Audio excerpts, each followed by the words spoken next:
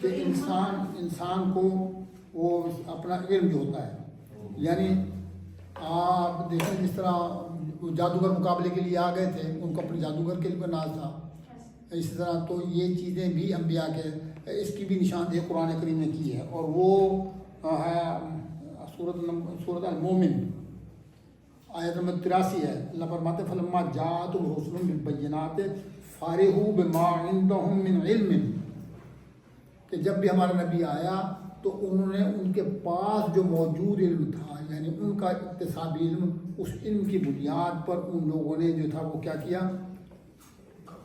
مقابلہ کیا، ٹھیک ہے نا جی، نبی کا مقابلہ کیا۔ پھر دوسری جگہ قرآن پاک کہتا ہے کہ یعلمون ظاہرا من الحیات الدنیا وہم عن الآخرۃ غافلون، کہ یہ لوگ ہوتے ہیں دنیا دار لوگ، ظاہری دنیا میں مگن ہوتے ہیں، آخرت سے غافل ہوتے ہیں۔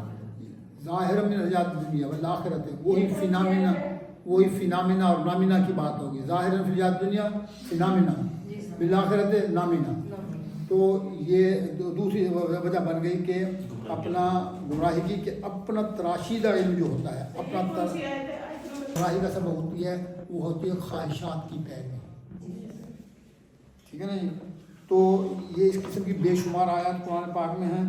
تو اب مثال کے سورۃ قصص کی آیت نمبر 50 ہے، اللہ فرماتے ہیں وَمَنْ أَضُلُّ مِمَّنِ اتَّبَعَ هَوَاهُ بغیر هُدًى مِّنَ اللَّهِ، کہ جنہوں نے خدا کی رہنمائی کو چھوڑ کر خواہشات کی پیروی کی۔ اس کائنات میں خواہشات کی پیروی کی اجازت نہیں ہے سر، یہ کائنات اللہ نے بنائی انسان کے دینے کے لیے، اور صرف قرآن و سنت کی بنیاد پر، خواہشات کی نہیں۔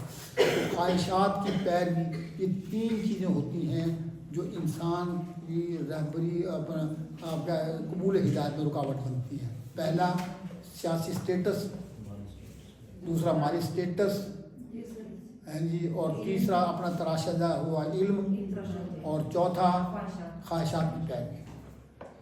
اب جو بچیاں قرآن پاک کا مطالعہ کرتے ہیں، قرآن پاک کے ان یہ بکھرے ہوئے مضامین ہوتے ہیں قرآن پاک میں ایک جگہ نہیں ہوتے، ہم لوگ یہ ہے کہ اس کو بکھرے ہوئے اکٹھا کر دیتے ہیں۔ تو ان چیزوں کو سامنے رکھ کر اپنا